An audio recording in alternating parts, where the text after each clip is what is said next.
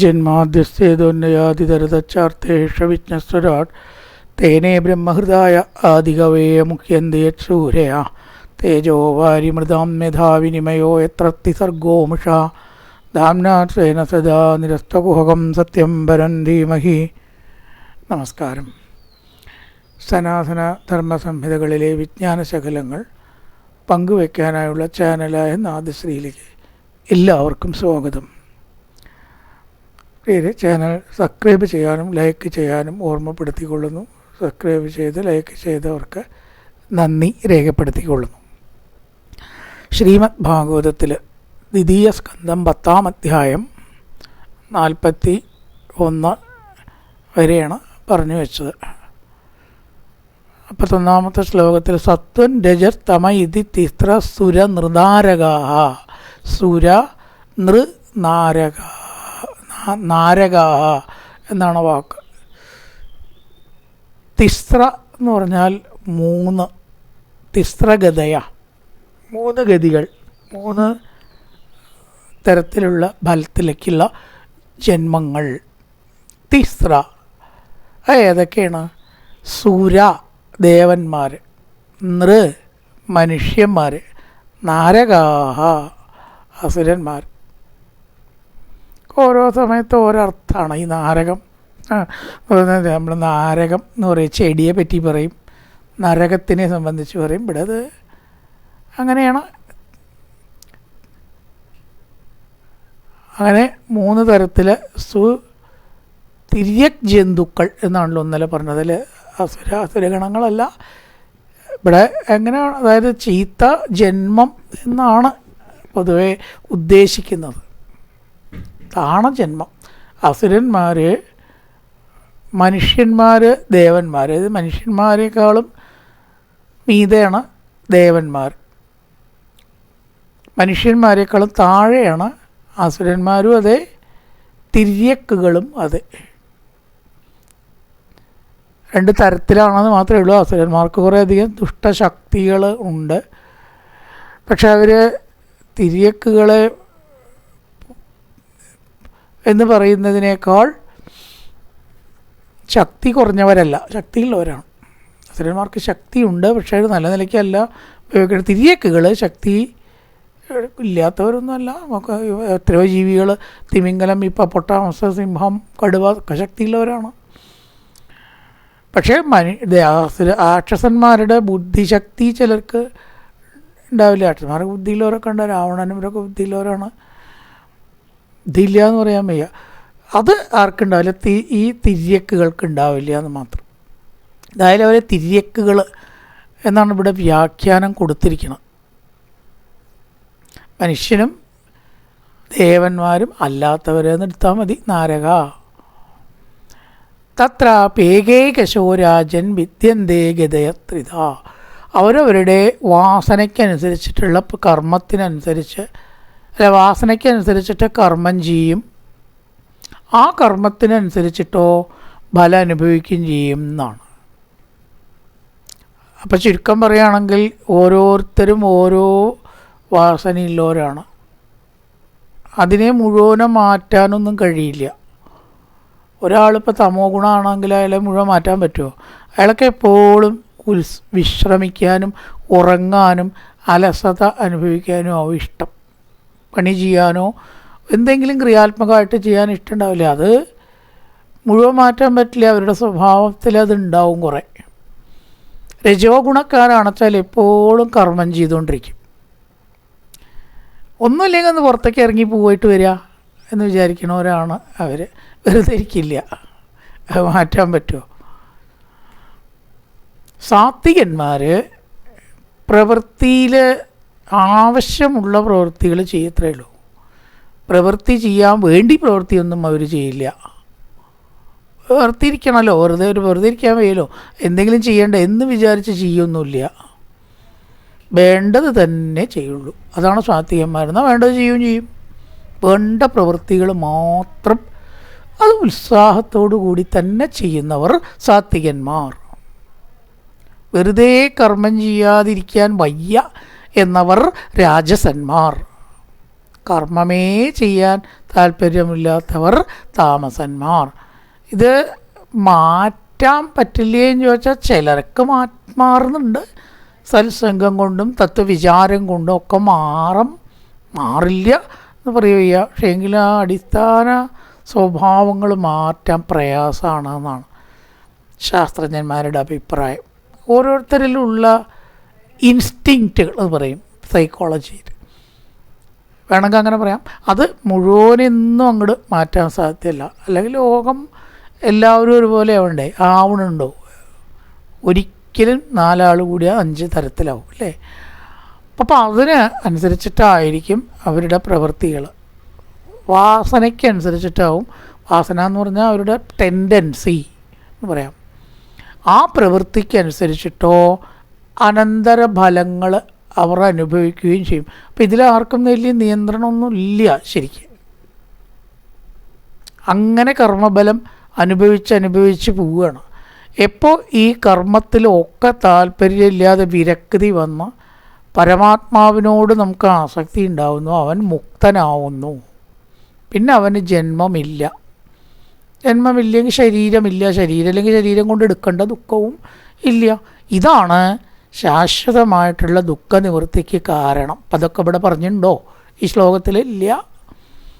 സത്വം രജം തമം എന്ന് 3 കാര്യങ്ങൾ അവിടെ പറഞ്ഞിട്ട് സൃഷ്ടി ഉണ്ടാവണമെന്നേ പറഞ്ഞുള്ളൂ. അപ്പം നമ്മളതൊന്നും മനസ്സിലാക്കും കൂടി വേണമല്ലോ ഈ പുരാണങ്ങളിൽ. അതേപോലെ തത്തമ്മേ പുച്ച എന്ന് പറഞ്ഞാൽ പോരാ. അതുകൊണ്ട് കഴിയണതും നമ്മുടെ വിചാരങ്ങൾ സാത്വികമാക്കാനും മറ്റൊരാൾക്ക് ഉപദ്രവമില്ലാതെ ആക്കാനും കിട്ടിയ ജന്മം കൊണ്ട് ഉയരാനും ശ്രമിക്കണം. ഓർക്കേണ്ടതല്ലേ? അതിനു വേണ്ടിയാണ് ഇത്രയും പറഞ്ഞത്. ഉയരാൻ ശ്രമിക്കുക. ഉദ്ധരേതാത്മനാത്മാനം നാത്മാനം അവസാദയേ എന്ന് ഗീത. നമ്മുടെ ആത്മാവിനെ ഉയർത്താൻ നമ്മൾ ശ്രമിച്ചുകൊണ്ടിരിക്കണം. നാത്മാനം അവസാദയേ, ഒരിക്കലും കീഴ്പ്പെട്ട് പോവാൻ അനുവദിച്ചുകൂടാ. കൂടിയാൽ നമ്മൾ കാക്കയിട്ടും പൂച്ചയിട്ടും ചോദിക്കും. ഈച്ച ചത്തൊരു പൂച്ചയായിടുന്നു, ഈശ്വരൻ്റെ വിലാസങ്ങളിലാണ് പെടും. ഉറപ്പാണ്. ശാസ്ത്രജ്ഞന്മാർക്ക് നുണ പറഞ്ഞിട്ടൊരു കാര്യമില്ല. ഉണ്ടോ? എന്തിനാ അവർ നുണ പറയണം? അപ്പം നമ്മുടെ അടുത്ത ജന്മം ഈ ജീവിതത്തോട് കൂടിയിട്ട് അവസാനിക്കണില്ല. ഒരു ശാസ്ത്രജ്ഞനും പറയണില്ല അവസാനിക്കുന്നുണ്ട് എന്ന്. അപ്പോൾ ഈ കാണുന്ന ഏതാനും സംഭവങ്ങളുള്ള എപ്പിസോഡ് മാത്രമല്ല ഈ ജീവിതം എന്ന വലിയ മെഗാ സീരിയൽ. ഒരു മെഗാ സീരിയലാണ്. ചില സംഭവങ്ങൾ മാത്രമാണ് ഈ 100 വർഷം തന്നെ ഇല്ല അത് നടക്കുന്നത്. അതിലപ്പുറത്തേക്കുണ്ട്. പൂർവ്വകാലത്തുണ്ടായിരുന്നു, തീർച്ചയായിട്ടും ഉണ്ടായിരുന്നു. അതുകൊണ്ടാണ് പലരും പല വാസനകൾ, പല പ്രവൃത്തികൾ, പല സ്വഭാവക്കാരായിട്ട് വരുന്നത്. അതിനനുസരിച്ചിട്ട് കർമ്മം ചെയ്യുന്നത്, അതിനനുസരിച്ചിട്ട് അടുത്ത ജന്മം ഉണ്ടാവുകയും ചെയ്യുന്നത് എന്ന് നമ്മൾ അറിയേണ്ട കാര്യമാണ്. ദെൻ യഥേകേകതരോന്നാഭ്യാം സ്വഭാവ ഉപഹന്യതേ. ഓരോ ഗുണങ്ങളും സത്യരാജതാമസാട്ടോ ഗുണങ്ങൾ മറ്റൊരു ഗുണങ്ങളാൽ ആക്രമിക്കപ്പെടുമ്പോൾ ഏതിനാണ് ശക്തി എങ്കിൽ അത് വിജയിക്കുന്നു. എത്ര സൂക്ഷ്മമായിട്ടാണ് പണ്ടുള്ളവർ മനസ്സിനെ വിശകലനം ചെയ്തിരിക്കണമെന്ന് നോക്കൂ. വളരെ അത്ഭുതമാണ്. ഇന്നത്തേക്കാളും സൈക്കോളജി പഠിച്ചിട്ടുണ്ട് പണ്ടുള്ളവരെന്ന് വേണ്ടി വരും പറയാൻ. തക്ക ഗീതയിൽ പറഞ്ഞ സത്തൻ രജസ് തമ ഇതി പ്രകൃതി എന്ന് പറഞ്ഞിട്ടുണ്ട്. രജസ് സത്തൻ തമസ് സത്തൻ രജസ് സത്തൻ തമസ്തത. എപ്പോൾ സത്വഗുണം അധികരിക്കുന്നുവോ അവനപ്പോൾ ആത്മീയം ഉന്നതിക്കും ഈശ്വരനെ ഭജിക്കാനും ശ്രമിക്കുന്നു. പ്രപഞ്ചത്തോട് വിരക്തി ഉണ്ടാവും. രജോ ഗുണവും തമോ ഗുണവും അവിടെ ആക്രമിക്കപ്പെടുന്നു, കീഴ്പ്പെടും. സത്വഗുണം വിജയിക്കുന്നു. രജോ ഗുണമാണ് അധികരിക്കണമെങ്കിലോ നേരെ തിരിച്ചായി. പ്രവൃത്തിയിലേക്ക് മനസ്സ് പോവും. ഇന്ദ്രിയ സുഖങ്ങൾ അനുഭവിക്കണം എന്ന തോന്നലുണ്ടാവും. അതിനു വേണ്ടി ശ്രമിക്കും. അതിനെ അടക്കാൻ പറ്റാതെ വരുന്നു. സ്വാദാവട്ടെ, മറ്റ് ഇന്ദ്രിയങ്ങളാവട്ടെ, ഏത് ഇന്ദ്രിയങ്ങളാവട്ടെ, അതിനെ നിയന്ത്രിക്കാൻ പറ്റാതെ രജോ ഗുണമാവും ചിലപ്പോൾ വിജയിക്കുക. അപ്പോൾ രജോ ഗുണം സത്വത്തെയും തമസ്സിനെയും ചവിട്ടി മെതിച്ച് ഒതുക്കുന്നു. ചിലപ്പോഴോ തമോ ഗുണം തമോ ഗുണത്തിന് ശക്തി വർദ്ധിക്കുമ്പോൾ സത്വത്തെയും രജത്തെയും ചവിട്ടി മെതിച്ച് താഴ്ത്തുന്നു. തമോ ഗുണം വിജയിക്കുന്നു. എന്താ? ഉറക്കം വല്ലാതെ അങ്ങോട്ട് വന്നു കേട്ടോ, ഒരു രക്ഷയില്ല. നമ്മളിത് പറഞ്ഞിട്ടൊന്നും കാര്യമില്ല. ഉറക്കം നമുക്ക് വിധേയമൊന്നുമല്ല. നമ്മൾ കിടന്നാൽ ഉറങ്ങാത്ത അനുഭവങ്ങളുണ്ട്. എത്രയായാലും ഉറക്കം വരില്ല. നോക്കിയിട്ടുണ്ടോ ചില ദിവസം? എന്താ അപ്പം അതിന് കാരണം എന്ന് ആർക്കും ശരിക്കും അറിയില്ല. ഇവർ പറയുന്നുണ്ട് എന്തൊക്കെയോ ഹോർമോൺ ഉണ്ടാവാത്തതുകൊണ്ടാണ്. എന്താ അതൊക്കെ അങ്ങനെ പറയുക എന്നല്ലാണ്ട്. ചിലപ്പോഴോ ഉറങ്ങണ്ടാത്തപ്പോഴും കൂടി ഉറക്കം വന്ന് കീഴടക്കുന്നുണ്ട്. അയ്യോ എനിക്ക് ഉറക്കം വരണു, ഇരിക്കപ്പുറത്തില്ല. വർത്തമാനം അപ്പുറത്ത് പറഞ്ഞാലും നമ്മൾ ഉറങ്ങിയിട്ടുണ്ടാവും. ചിലപ്പോൾ മൂളിനൊക്കെ ഉണ്ടാവും, പക്ഷെ ഉറക്കത്തിലാണ് മൂളിന്. അപ്പോൾ ഉറക്കം കീഴടക്കിയാൽ ഒരു രക്ഷയും പിന്നെ ഇല്ല. പിന്നെ വായിക്കലും നടക്കില്ല, പ്രഭാഷണവും നടക്കില്ല. വണ്ടി ഓടിച്ചാൽ വണ്ടി എവിടെയും പോയിട്ട് മറിയും, ഇല്ലേ? അപ്പോൾ ആ ഉറക്കം നമ്മുടെ നിയന്ത്രണത്തിലാണെന്ന് തെറ്റിദ്ധരിക്കേണ്ട. ആ തമോ ഗുണം വർദ്ധിച്ചാൽ രജസ്സും സത്വം ഉണ്ടാവില്ല. സത്വഗുണം വർദ്ധിച്ചാൽ രജസ്സും തമസ്സും ഉണ്ടാവില്ല. രജോ ഗുണം വർദ്ധിച്ചാൽ സത്വഗുണവും തമസ്സും ഉണ്ടാവില്ല. ഇത് മാറി മാറി ഒരേ വ്യക്തിയിൽ തന്നെ വരും. ഇത്ര വിശകലനം ചെയ്തിരിക്കുന്നു പണ്ടുള്ളവർ. അതുകൊണ്ട് യഥൈകേകതരോ അന്യാഭ്യാം, ഒന്ന് വർദ്ധിച്ച് മറ്റൊന്നിനെ അന്യാഭ്യാം കീഴടക്കുന്നു. സ്വഭാവ ഉപഹന്യത, ആ സ്വഭാവം വിജയിക്കുന്നു. മറ്റേ രണ്ടെണ്ണം താഴ്ത്തപ്പെടുന്നു. സ ഏവേദം ജഗദ്ദാതാ ഭഗവാൻ ധർമ്മരൂപതൃക്ക് പുഷ്ണാതിസ്ഥാപയൻ വിശ്വം തിര്യങ് നരസുരാത്മഭി. ജഗദ്ദാത, ലോകങ്ങളുടെ സൃഷ്ടികർത്താവായ ഭഗവാൻ. ജഗദ്ദാത, അച്ഛൻ, പിതാവ്, സൃഷ്ടികർത്താവ് എന്നൊക്കെയുള്ള ധാത. ജഗദ്ദാത, ജഗത്തിൻ്റെ ദാതാവ്. സ ഭഗവാനേവ, ഭഗവാൻ തന്നെയാണ്. ഈ ലോകത്തിന് ഒരു സൃഷ്ടികർത്താവ് ഉണ്ട്. എല്ലാറ്റിനും സൃഷ്ടികർത്താവുണ്ട്, ഇല്ലേ? ആശാരിയാണ് ടേബിൾ ഉണ്ടാക്കണത്, കട്ടിലുണ്ടാക്കണത്, പുസ്തകം ബൈൻഡ് ചെയ്യണ ആളുണ്ടാക്കണു. വൃക്ഷം വെച്ചിട്ടോ അല്ലെങ്കിൽ പക്ഷികളാൽ കൊണ്ടേ ഇടപ്പെട്ട വിത്തോ ആണ് അവിടെ മുളച്ച് പരമാവുന്നത്. തന്നെ ഒരിക്കലും ഒരു കായലത്തെ വിത്ത് വൃക്ഷമാവില്ല. അപ്പോൾ എല്ലാറ്റിനും ഒരു കാരകനുണ്ട്, ഇല്ലേ? എങ്കിൽ പിന്നെ പ്രപഞ്ചത്തിന് എന്തുകൊണ്ടൊരു കാരകൻ ഇല്ല എന്ന് പറയാൻ പറ്റും.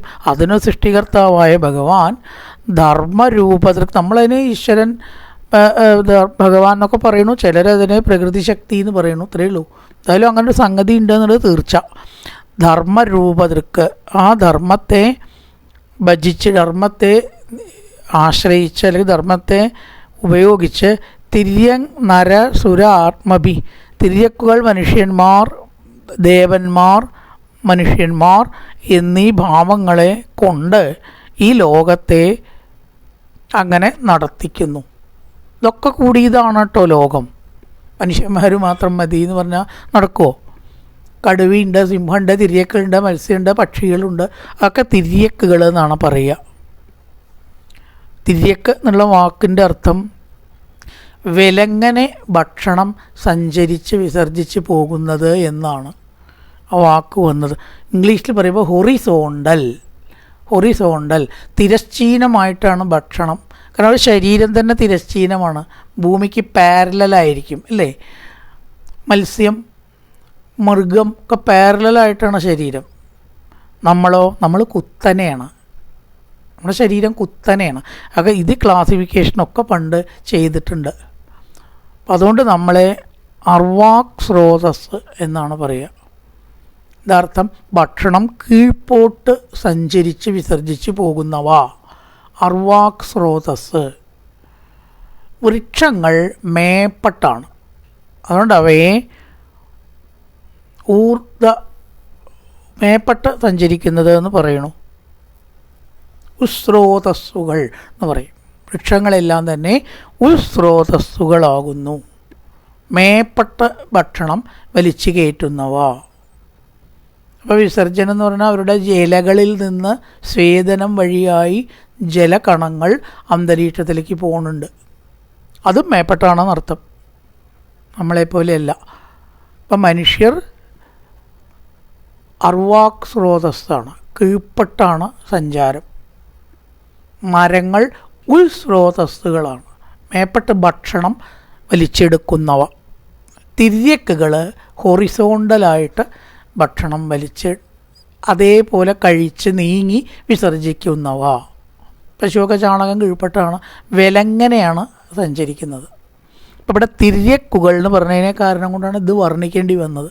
തിര്യക്കുകളല്ലാത്തത് ഏതൊക്കെയാണ്? ഉസ്രോതസ്സുകളും അർവാക് സ്രോതസ്സുകളും. മനുഷ്യന്മാർ അർവാക് സ്രോതസ്സുകളാണ്, കീഴ്പ്പെട്ടാണ് ഭക്ഷണ സഞ്ചാരം. വൃക്ഷങ്ങൾ സ്രോതസ്സുകളാണ്, മേപ്പെട്ടാണ് ഭക്ഷണത്തിന് സഞ്ചാരം. എന്നീ രൂപങ്ങളെ ധരിച്ച് ലോകത്തെ ഭഗവാൻ നടത്തുന്നു. സ്രോതസ്സുകൾ, അർവാക് സ്രോതസ്സുകൾ, തിര്യക്കുകൾ, മത്സ്യം, മൃഗം, പക്ഷി, ഇതൊക്കെ തിര്യക്കുകൾ. ഈ 3 തരത്തിലുള്ള സൃഷ്ടികളാണ് ഭക്ഷണ സഞ്ചാരത്തെ ഉദ്ദേശിച്ച് ക്ലാസിഫൈ ചെയ്യുമ്പോൾ ഉള്ളത്. ഭക്ഷണസഞ്ചാരത്തെ ഉദ്ദേശിക്കാതെ ക്ലാസിഫിക്കേഷൻ ഉണ്ടോ? ഉണ്ട്. ജനനത്തെ അധികരിച്ചിട്ട് ക്ലാസിഫിക്കേഷൻ ഉണ്ട്. അത് പലതരത്തിലുണ്ട്. അതിപ്പോൾ നമ്മൾ പറയേണ്ട ഒരുപാടുണ്ട്. പറയാച്ചാൽ പലതരത്തിൽ ക്ലാസിഫൈ ചെയ്യാലോ. ഏത് നിലയ്ക്ക് ഏതിനെ അടിസ്ഥാനപ്പെടുത്തിയിട്ടാണ് ക്ലാസിഫിക്കേഷൻ, അതിനനുസരിച്ചിട്ട് എത്ര തരം ഉണ്ട് എന്ന് നിശ്ചയിക്കപ്പെടുന്നത്. ഭക്ഷണ സഞ്ചാരത്തെ അധികരിച്ചിട്ട് പറയുമ്പോൾ 3 തരത്തിലാണ്. സ്രോതസ്സുകൾ, അർവാക് സ്രോതസ്സുകൾ, തിര്യക്കുകൾ. സ്രോതസ്സുകൾ മേപ്പെട്ട് ഭക്ഷണം വലിച്ചെടുക്കുന്നവ, വൃക്ഷങ്ങൾ. അർവാക് സ്രോതസ്സുകൾ കീഴ്പ്പെട്ട് ഭക്ഷണ സഞ്ചാരമുള്ള മനുഷ്യർ. തിര്യക്കുകൾ വിലങ്ങനെ ഹൊറിസോണ്ടലായിട്ട് ഭക്ഷണ സഞ്ചാരമുള്ളവ. അങ്ങനെ സൃഷ്ടിച്ചിട്ട് എന്ത് ചെയ്യുന്നു ഭഗവാൻ? ലോകത്തെ നടത്തുന്നു. അടുത്തത് തതക്കാലാഗ്നിരുദ്രാത്മായ തൃട്ടമിതമാത്മന സന്നിയച്ഛതി കാലേന കനാനീകമിവാനല. അതൊക്കെ നമ്മൾ താല്പര്യപ്പെട്ട് ഇൻട്രസ്റ്റഡ് ആയാൽ വളരെ രസകരമായ സബ്ജക്റ്റാണ്. അല്ലാത്തവർക്ക് ബോറടിച്ചിട്ടും തോന്നും. സത്യത്തിൽ ഈ സത്യാവസ്ഥകൾക്ക് വേണ്ടിയിട്ടാണ് പുരാണം കേട്ടോ. ഈ കഥകളൊക്കെ എന്തിനാണ് പറയണത് അറിയോ? ഇവിടേക്കൊക്കെ എത്തിക്കാനാണ്. കഥകളിൽ തന്നെ കടന്ന് അയ്യോ ഇത് രസമില്ല കേട്ടോ, കഥ മതി എന്ന് ചിന്തിക്കുന്നത് ബാലിശമാണ്. നമ്മൾ കേൾക്കാം, കുഴപ്പമൊന്നുമില്ല, അറിയാം, കഥകൾ ഭക്തി ഉണ്ടാവും. ഭക്തി ഉണ്ടാവാൻ ആവശ്യമാണല്ലോ, അത്രയേ ഉള്ളൂ. സത്യത്തിൽ യഥാർത്ഥ തത്വങ്ങൾ എന്ന് പറയുന്നത് ഇതൊക്കെയാണ്. പലരും ഇതൊന്നും പ്രാധാന്യം കൊടുത്ത് പറയാറില്ല, പക്ഷെ അതും കൂടി വേണമല്ലോ. കാലാഗ്നിരുദ്രാത്മാ, കാലം, അഗ്നി, രുദ്രൻ എന്നീ രൂപങ്ങളോട് കൂടിയവനായിട്ട് കാലത്താൽ ഇവയെ ഉപസംഹരിക്കുകയും ചെയ്യുന്നു. സൃഷ്ടിക്കുക മാത്രമല്ല, നടത്തൽ മാത്രമല്ല, ഇല്ലാണ്ടേക്കും വേണം. ഇത് 3 സൃഷ്ടിത്തിരി സംഹാരം. കാലാഗ്നി രുദ്രാത്മാ, കാലം, അഗ്നി, രുദ്രൻ എന്നീ രീതിയിൽ ഇതിനെ ഇല്ലായ്മ ചെയ്യുന്നു. കാലാഗ്നി രുദ്രൻ എന്ന് ഒരുമിച്ചൊരു വാക്കായിട്ടും പറയും. കാരണം ഈ രുദ്രന്മാർ പല തരത്തിലുണ്ട് എന്നാണ്. 11 രുദ്രന്മാരാണ് ഏകാദശ രുദ്രന്മാർ. ഈ സംഹാരകർത്താവായിരിക്കുന്ന രുദ്രൻ കാലാഗ്നി രുദ്രനാണ് എന്നാണ് പറയുന്നത്. അങ്ങനെ രുദ്രനുണ്ടോ? അത് സാധാരണ രുദ്രനല്ല. എന്തൊക്കെ രുദ്രന്മാരാ! 11 രുദ്രന്മാർ പറയുന്നുണ്ട്. സൃഷ്ടി വർണ്ണിക്കുമ്പോൾ തൃതീയ സ്കന്ധത്തിൽ പറയും, ഭവാൻ ശിവഹൃദധ്വജ ഉഗ്രരേതാ ഭവ കാലോ എന്നൊക്കെ പറഞ്ഞിട്ട് 11 രുദ്രന്മാർ പറയും. ഇത് കാലാഗ്നി രുദ്രൻ എന്ന് പറയുന്ന ഒരു രുദ്രനുണ്ട് എന്ന് ചില പുരാണങ്ങളിലും ശാസ്ത്രത്തിലും കാണുന്നുണ്ട്. അദ്ദേഹമാണ് സംഹരിക്കുന്ന സംഹാരകർത്താവായ ശിവൻ. കാരണം നമ്മുടെ മംഗളകരമായിട്ടുള്ള ശിവനല്ല എന്നാണ്. ശിവനുണ്ട് ഭേദങ്ങളിൽ. ഇവിടെ അങ്ങനെയും കാലാഗ്നി രുദ്രനെ പറയാം. കാലം, അഗ്നി, രുദ്രൻ എന്നിവയോട് കൂടി വേറെ ആക്കിയിട്ടും പറയാം. 2 അർത്ഥവും ശരിയാവും. സൃഷ്ടിക്കുന്നതിനെ സംഹരിക്കുന്നു. ഇത്തം ഭാവേന ഗതിദോ ഭഗവാൻ ഭഗവത്തമ നേത്തം ഭാവേന കിവരം ദൃട്ടുമർഹന്തി സൂരയാ. ഭഗവത്തമ, ഭഗവാൻ എന്ന് പറയപ്പെടുന്നതിന് ഉത്തമനായ ഭഗവാൻ, ഈശ്വരൻ ഒറ്റാളേ ഉള്ളൂ. അത് 6 ഗുണങ്ങൾക്കാണ് ഭഗം എന്ന് പറയുക. അതുള്ളവൻ ഭഗവാൻ. ഏതൊക്കെ 6 ഗുണങ്ങൾ? മറ്റൊരാളെ നിയന്ത്രിക്കാനുള്ള കഴിവ്. നമുക്കൊക്കെ അതുണ്ടോ വെച്ചാൽ ഇല്ല എന്ന് വേണം പറയാൻ. അയാളുടെ ഇഷ്ടത്തിന് അയാൾ ചെയ്യും. കുറേ പറഞ്ഞാൽ പറയാൻ എനിക്ക് പറ്റില്ല കേട്ടോ എന്ന് പറയില്ലേ. നമ്മൾ പറഞ്ഞാൽ കേട്ടോളുന്നുണ്ടോ എല്ലാവരും? അത് പറ്റില്ല കേട്ടോ പറയും. ചിലതൊക്കെ നമ്മൾ പറഞ്ഞത് കേട്ടു എന്നും വരും കാര്യത്തിന് വേണ്ടിയിട്ട്. പൂർണ്ണമായി മറ്റൊരാളിൽ നിയന്ത്രണം നമുക്കില്ല. ഇല്ല. അത് അവരവർ തന്നെയാണ് എന്തൊക്കെ ചെയ്യണം ചെയ്യണ്ട നിശ്ചയിക്കണം. ഭഗവാൻ അങ്ങനെയല്ല. ഭഗവാന്റെ നിശ്ചയത്തിനനുസരിച്ച് നമ്മൾ തുള്ളിയേ പറ്റൂ, ഒരു നിവർത്തിയില്ല. അങ്ങനെയല്ല, എൻ്റെ കാര്യങ്ങളൊക്കെ ഞാനാണ് നിശ്ചയിക്കണം, നമ്മൾ പറയുക എന്നല്ലല്ലോ. ഇവിടുന്ന് പുറപ്പെട്ടു ബസ് കിട്ടിക്കൊള്ളുന്നുണ്ടോ? ഉദ്ദേശിച്ച ബസ് കിട്ടിക്കൊള്ളുന്നുണ്ടോ? ആ ബസ് കേട് വന്നൂടെ? പെട്ടെന്ന് കുഴഞ്ഞു വീണൂടെ? നമ്മൾ ആഗ്രഹിക്കുന്നുണ്ടോ കുഴഞ്ഞു വീഴാൻ? അപ്പോൾ എന്തൊക്കെ കാര്യങ്ങൾ നമ്മൾ വിചാരിക്കാതെ നടക്കണു. അപ്പോൾ നമ്മളൊന്നും ഒരു കാര്യത്തിലും പൂർണ്ണ നിയന്ത്രണം നമ്മളിൽ തന്നെ ഉള്ളവരല്ല. പിന്നെ വേണ്ടേ വേറുള്ളവരെ നിയന്ത്രിക്കാൻ? അതാർക്കേ കഴിയൂ? ഭഗവാൻ. അതാണ് ഐശ്വര്യം. പറയാച്ച കുറേ മുഴുവൻ പറയണില്ല. പിന്നെ സമ്പത്ത്, ഒന്നിൻ്റെയും കുറവില്ലായ്മയാണ് കേട്ടോ സമ്പത്ത്. കുറച്ച് കോയിൻസും കറൻസിയും ഉള്ളവൻ സമ്പന്നൻ എന്ന് പറഞ്ഞിട്ടില്ല. പണ്ട് ഒരു ഡെഫിനിഷൻ ഉണ്ട്. ആരാണ് സമ്പന്നൻ? ഇല്ല എന്ന തോന്നലില്ലാത്തവൻ സമ്പന്നൻ. ഇല്ല എന്ന തോന്നൽ ഇല്ലാത്തവൻ സമ്പന്നൻ. അവൻ്റെ കയ്യിലൊരു കാശില്ലെങ്കിൽ അവനില്ല എന്ന് തോന്നണില്ല വെച്ചാൽ അവൻ സമ്പന്നനാണ്. അഷ്ടൈശ്വര്യ സിദ്ധി ഉണ്ടെങ്കിലും പിന്നെയും പോരാ, പിന്നെയും പോരാ, പിന്നെയും പോരാ എന്ന് ഏതൊരാൾക്ക് തോന്നുന്നു അവൻ ദരിദ്രൻ. ദുര്യോധനൻ ദരിദ്രനാണ്. കാരണം അഷ്ടൈശ്വര്യ സിദ്ധി ഉണ്ടെങ്കിലും അയാൾക്ക് എത്ര കിട്ടിയാലും പോരാ, പാണ്ഡവന്മാരുടെയും കൂടി തട്ടിയെടുക്കണം. കുചേലൻ സമ്പന്നനായിരുന്നു, വയ്ക്കാൻ അരിയും കൂടി ഇല്ല, എന്നാലും സമ്പന്നനാണ്. എന്താ കാരണം? അദ്ദേഹത്തിന് ഇല്ല എന്നൊരു തോന്നൽ മനസ്സിൽ ഇല്ല. അപ്പോൾ സമ്പത്ത്, ഐശ്വര്യം, നിയന്ത്രിക്കൽ, ഒന്നിനോടും ബന്ധമില്ലായ്മ, ഇങ്ങനെ 6 ഗുണങ്ങളുള്ളവൻ ഭഗവാൻ. 6 ഗുണങ്ങളുണ്ട്. അതിനെപ്പറ്റി ഓരോ സ്ഥലത്ത് പറയാം, അത്രയേ ഉള്ളൂ. എന്നിൽ ഇത്തം ഭാവേന, ഇങ്ങനെ ഭാവത്താൽ ദൃഷ്ടം കാണാനായിക്കൊണ്ട് വിദ്വാൻമാർ അർഹരല്ല. ഭഗവാന്റെ സ്വരൂപത്തെ ഈ വിധം പറഞ്ഞു എന്നല്ലാണ്ട് ഭഗവാനെ വർണ്ണിക്കാൻ മുഴുവനെ ഇങ്ങോട്ട് സാധിക്കില്ല. ദൃഷ്ടുമർഹന്തി സൂരയ, അറിവുള്ളവർ ഇങ്ങനെ പറയുന്നു എന്നേ പറയാൻ പറ്റൂ.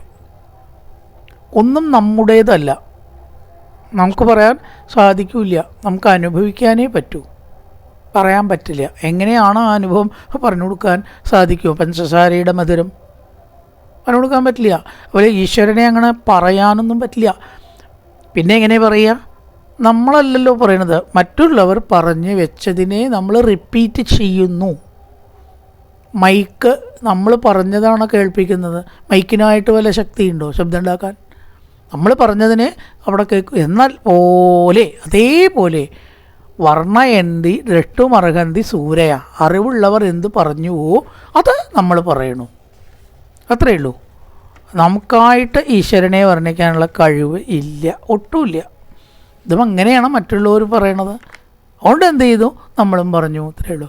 നാസ്യ കർമാണി ജന്മാദോ പരസ്യാനുവിധീയതേ കർത്തൃത്വ പ്രതിഷേധാർത്ഥം മായാരോപിതം ഹിതൽ.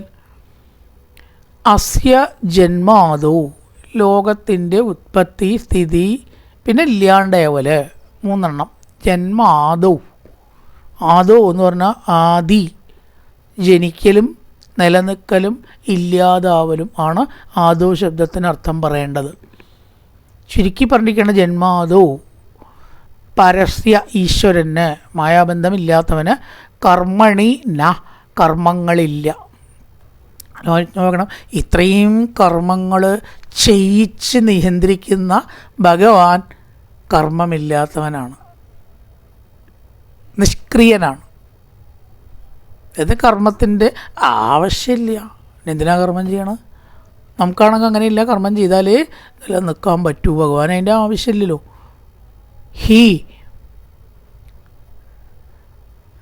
പറയണം. എന്തുകൊണ്ടെന്നാൽ മായ ആരോപിതം, മായ നിമിത്തം ആരോപിക്കപ്പെട്ടിരിക്കുന്ന കർത്തൃത്വഭാവത്തെ പ്രതിഷേധാർത്ഥം, പ്രതിഷേധിപ്പാൻ വേണ്ടി അവധീയത അനുവർണിക്കപ്പെട്ടിരിക്കുന്നു. എന്നാൽ എന്തിനാണ് ഈശ്വരൻ സൃഷ്ടിക്കുന്നു, നിലനിർത്തുന്നു, സംഹരിക്കുന്നു എന്ന് പറഞ്ഞത്? ഇത് കർമ്മല്ലേ? സൃഷ്ടി കർമ്മമാണ്, നിലനിർത്തൽ കർമ്മമാണ്, ഇല്ലാണ്ടാക്കലും കർമ്മം തന്നെയില്ലേ? ഇത് ഇത് മൂന്നും ചെയ്യണു എന്ന് പറയും. ഇങ്ങനെയൊക്കെ കാണാം ഈ ആത്മീയത്തിലേ. ഒരു പുറത്ത് നേരെ വിപരീത മറ്റേ ഒന്നും ചെയ്യണില്ല എന്നിപ്പോൾ പറഞ്ഞെടുത്തേ ഉള്ളൂ നാവ്, അപ്പോഴേക്ക് ഇതാ പറയണു ഒക്കെ ചെയ്യണുണ്ട് കേട്ടോ വന്ന്. എന്തൊരു കഷ്ടമാണത്. എന്തപ്പോൾ ഈ പറയണത്? കർമ്മം ഉണ്ടെന്നോ പറയണ കർമ്മം ഇല്ല എന്ന് പറയണത് ചില സംശയമാവും നമുക്ക് അല്ലേ. ഭഗവാന് കർമ്മങ്ങളൊന്നും നാസ്യ കർമ്മാണി, അവന് കർമ്മമില്ല എന്നല്ലേ പറഞ്ഞത്. അപ്പോൾ അതിൻ്റെ മുമ്പ് പറഞ്ഞത് സൃഷ്ടി സ്ഥിതി സംഹാരങ്ങൾ പറഞ്ഞ് പ്രാന്താവുമോ? ആവേണ്ട കാര്യമൊന്നുമില്ല. മായ ആരോപിതം ഹിതാത്ത് എന്ന് പറഞ്ഞിരിക്കണു. മായ കൊണ്ട് ആരോപിക്കപ്പെട്ടിട്ട് കർമ്മങ്ങൾ ചെയ്യുന്ന പോലെ നമുക്ക് തോന്നുന്നു. ഇവിടെ ഒരു കാര്യമുണ്ട്. ഭഗവാൻ കർമ്മം ചെയ്യുന്നില്ല എന്ന് പറഞ്ഞാൽ അതിലൊന്നും ബന്ധപ്പെടുന്നില്ല എന്നാണ് അർത്ഥം. ബന്ധപ്പെടുന്നില്ല.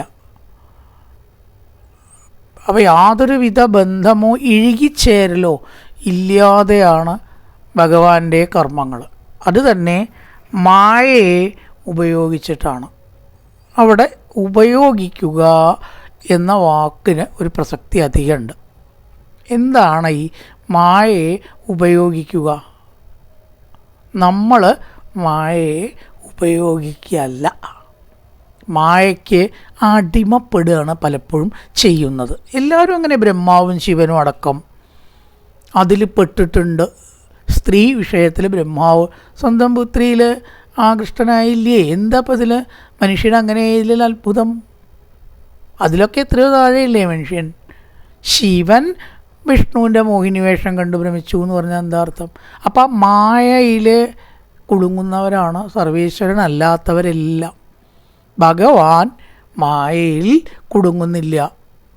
മായയെ തൻ്റെ ഒരു ഉപകരണമാക്കി മാറ്റുകയാണ് ചെയ്യുന്നത്. എന്താ വ്യത്യാസം? ഉപകരണമാക്കി ഉപയോഗിക്കുമ്പോൾ ഉപകരണം നമ്മുടെ അധീനതയിലാണ്. ആയുധം, കത്തി, മടാൾ നമ്മൾ ഇച്ഛിക്കുന്നതിനനുസരിച്ചിട്ടാണ് പ്രയോഗിക്കുന്നത്. അവിടെ വെക്കണു, അപ്പോൾ അതൊന്നും എടുക്കണില്ല, അവിടെ നിൽക്കട്ടെ. വെട്ടാറായ എടുക്കണു, ഒക്കെ നമ്മുടെ നിയന്ത്രണത്തിലാണ്. കാരണം മടാളിൻ്റെയോ ആയുധത്തിൻ്റെ ഇച്ഛയ്ക്കനുസരിച്ചല്ല നമ്മൾ വെട്ടുന്നത്, നമ്മുടെ ഇച്ഛയ്ക്കനുസരിച്ച് വെട്ടുകയോ വെട്ടാതിരിക്കുകയോ ചെയ്യുന്നു. ഇതേപോലെ ഭഗവാൻ മായയെ ഒരു ഉപകരണമാക്കി തൻ്റെ ചൊൽപ്പടിക്ക് നിർത്തിയിരിക്കുകയാണ്. നമ്മളെയോ മായ ചൊൽപ്പടിക്ക് നിർത്തിയിട്ടാണ്. നമ്മൾ മായയുടെ ചൊൽപ്പടിക്ക് നിൽക്കണു, ഭഗവാൻ മായയെ ചൊൽപ്പടിക്ക് നിർത്തിയിരിക്കുന്നു. ഇതാണ് കാര്യമായ വ്യത്യാസമാണത്. ആ മായയ്ക്ക് ഭഗവാൻ അടിമപ്പെട്ടിട്ടല്ല കർമ്മങ്ങൾ ചെയ്യുന്നത്, നമ്മളോ അതിനടിമപ്പെട്ടിട്ടാണ്. ഇതാണ് നമ്മളും ഭഗവാനും തമ്മിലുള്ള പ്രധാനപ്പെട്ട ഒരു വ്യത്യാസം. അയന്തു ബ്രഹ്മണകൽപ്പ സ വികൽപ്പ ഉദാഹൃത വിധി സാധാരണോ എത്ര സർഗപ്രാകൃത വൈകൃത. അയന്തു ഈ ലോകമാകട്ടെ സ വികൽപ്പ അവാന്തരകൽപ്പങ്ങളെയും ബ്രഹ്മകൽപ്പമെന്ന് പറയപ്പെട്ടതിനെയും യാതൊരു കൽപ്പത്തിൽ പ്രാകൃത വൈകൃതാഹ സർഗാഹ പ്രകൃതിയെ സംബന്ധിച്ച സൃഷ്ടിവർഗങ്ങൾ സാധാരണ വിധി നിയമമാകുന്നു. പ്രകൃതിയെ സംബന്ധിച്ച സൃഷ്ടികൾ മഹത്വത്വം, ഭൂമി വരെയുള്ള തത്വങ്ങൾ വികൃതിയെ സംബന്ധിച്ച് സൃഷ്ടിച്ച വികാരങ്ങളോട് കൂടിയ താവരാദികളാകുന്നു. ഒരു വലിയൊരു കാലഘട്ടത്തിനാണ് കൽപ്പം എന്ന് പറയുക. ആ കാലഘട്ടത്തിൽ ബ്രഹ്മാവ് ഏത് കൽപ്പത്തിൽ ജനിച്ചുവോ അതിനാണ് ബ്രഹ്മകൽപ്പം എന്ന് പറയുക. ബ്രഹ്മാവിൻ്റെ കൽപ്പകാലം ബ്രഹ്മകൽപ്പം. അതിൽ പല കൽപ്പങ്ങളും അടങ്ങിയിട്ടുണ്ട് എന്നാണ് പറയണത്. മഹാകൽപ്പം അല്ലെങ്കിൽ പ്രളയം എന്ന് പറയുന്നതിൽ മഹത്വത്വം എല്ലാം ലയിക്കും. ബ്രഹ്മാവിൻ്റെ ഇടയിലുള്ള പ്രളയങ്ങളിലെ ഭൂമിയും മഹത്വത്വം ഒരാൾക്ക് ലയിക്കില്ല. അത് പ്രളയത്തിൻ്റെ ഓരോ കാര്യങ്ങളാണ്. പരിമാണഞ്ച കാലസ്യ കൽപ്പലക്ഷണ വിഗ്രഹം യഥാ പുരത്താത് വ്യാഖ്യാത്തെ പാത്മം കൽപ്പം അതോ ശൃണു. കൽപ്പങ്ങൾ പലതരത്തിലും ഉണ്ട്. ഞാനിപ്പോൾ പാത്മകൽപ്പത്തെക്കുറിച്ച് പറയാം. പാത്മകൽപ്പത്തെക്കുറിച്ച് പറയാം. എന്താണ് പാത്മകൽപ്പം? അത് പറയണില്ല കേട്ടോ, പറയാം എന്ന് പറഞ്ഞതേ ഉള്ളൂ. പുരസ്താത് ആഖ്യാസേ പാത്മം കൽപ്പം. അതുകൊണ്ട് പരീക്ഷിത്തെ അങ്ങ് പാത്മകൽപ്പത്തെക്കുറിച്ച് കേട്ടോളൂ. സൂതൻ പറയണം, നിങ്ങൾ പാത്മകൽപ്പത്തെക്കുറിച്ച് കേൾക്കുക. എന്നിട്ട് പാത്മകൽപ്പത്തെ പറയുന്നുണ്ടോ പക്ഷെ പറയണില്ല. എന്താ പറയാമെന്ന് പറഞ്ഞിട്ട് പറയാതിരുന്നത്? അതിനാണ് അടുത്ത ശ്ലോകം. ശൗനക ഉവാച യഥാഘനോ ഭവാൻ സൂത ക്ഷത്ത ഭാഗവതോത്തമ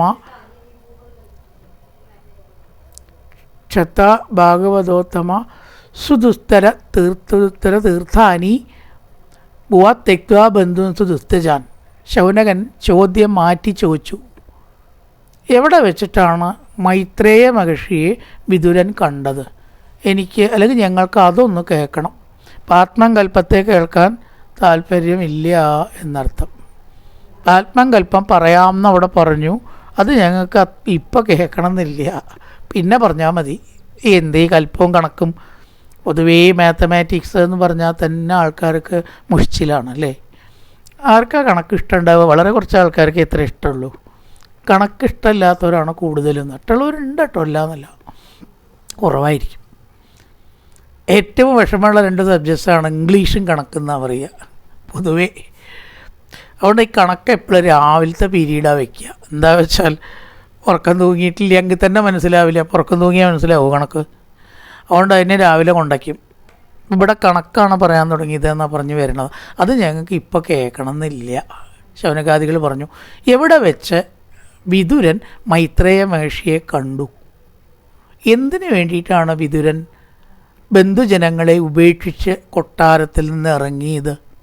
അങ്ങനെയൊക്കെ കേട്ടിട്ടുണ്ടല്ലോ മഹാഭാരതത്തിൽ. ആ സംഭവങ്ങൾ ഞങ്ങൾക്ക് കേട്ടാൽ മതി, കൽപ്പം അവിടെ നിൽക്കട്ടെ.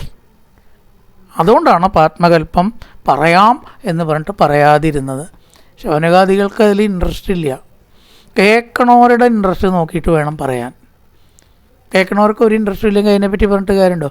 അതാണ് ചോദിച്ചത്. അടുത്ത ശ്ലോകം. കുത്ര കൗഷാരവേ തസ്യ സംവാദോ അധ്യാത്മ സംശിത. അധ്യാത്മ വിഷയത്തെക്കുറിച്ച് ആ ക്ഷത്താവ് എന്ന് പറഞ്ഞാൽ മൈത്രേയ മഹർഷി എന്തൊക്കെയാണ് വിതുരന് പറഞ്ഞു കൊടുത്തത്? അത് അടുത്ത അധ്യാത്മത്തെ പ്രമേയമാണ് കേട്ടോ. യദ്വാസ ഭഗവാൻ തത്മേ പിട്ടതത്വം ഉവാചഹ. എന്തൊക്കെയാണ് വിതുരൻ പൃഷ്ടഹ ചോദിച്ചത്? വിതുരൻ്റെ ചോദ്യോത്തരങ്ങൾ കേൾക്കാൻ ഞങ്ങൾ ആഗ്രഹിക്കുന്നു. അത് ഭക്തിയുള്ള കഥയാവും. എന്താ ഈ വെറുതെ കണക്കുകൾ കേട്ടിട്ട്? ഞങ്ങൾക്കിപ്പോൾ അതിലല്ല താല്പര്യം എന്ന് ശൗനകാദികൾ ചോദിച്ചപ്പോൾ പാത്മം കൽപ്പം അഥാശൃണു എന്നുള്ളതിനെക്കുറിച്ച് പറഞ്ഞില്ല. ബ്രൂഹി നസ്തദിതം സൗമ്യ വിതുരസ്യ വിജേഷ്ഠിതം. വിതുരൻ ചെയ്ത കാര്യങ്ങളൊക്കെ പറഞ്ഞു തരണം. ബന്ധുത്യാഗ നിമിത്തം ജപ് തദൈവ ആഗതവാൻ പുനഃ.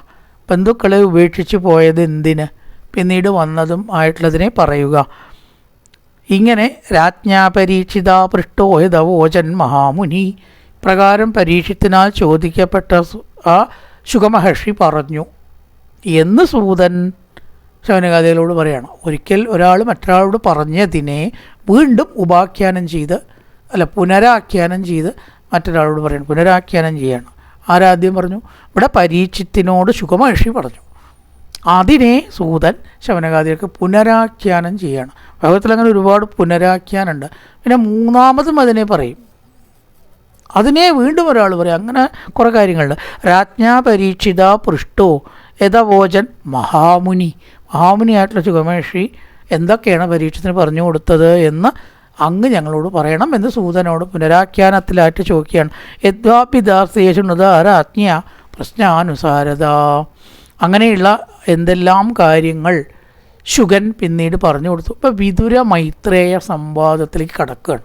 അടുത്ത സ്കന്ധം, തൃതീയ സ്കന്ധം മുതൽ ചതുർത്ഥ സ്കന്ധം മുഴുവനെ 2 സ്കന്ധം വിതുര മൈത്രേയ സംവാദം. അതിലാണ് കപിലോപദേശം, ദക്ഷയാഗം, ധ്രുവചരിതം ഒക്കെ വരണത്. ഒക്കെ വിതുര ഉവാച ചോദ്യം, മൈത്രേയ ഉവാച ഉത്തരം. അങ്ങനെയാണ് 2 അധ്യായത്തിൽ 24 അത്രയും അധ്യായങ്ങൾ മുഴുവൻ പറയണത്. 24 അല്ല കേട്ടോ, 33ഉം 31ഉം അധ്യായങ്ങളുണ്ട്. ഒന്നിൽ 33, ഒന്നിൽ 31. 30, 60, 64 അധ്യായം ആകെ മുഴുവൻ പറയണത് വിതുര മൈത്രേയ സംവാദം. അതിലാണ് ഭഗവാന്റെ വരാഹാവതാരം, കപിലാവതാരം മുതലായതെല്ലാം വരുന്നത്. കായേന വാചാ മനസേന്ദ്രിയർവാ ബുദ്ധ്യാത്മനാ വാ പ്രകൃതേ സ്വഭാവാൻ കരോതി യദ്യത് സകലം പരസ്മൈ നാരായണായേതി സമർപ്പയാമി.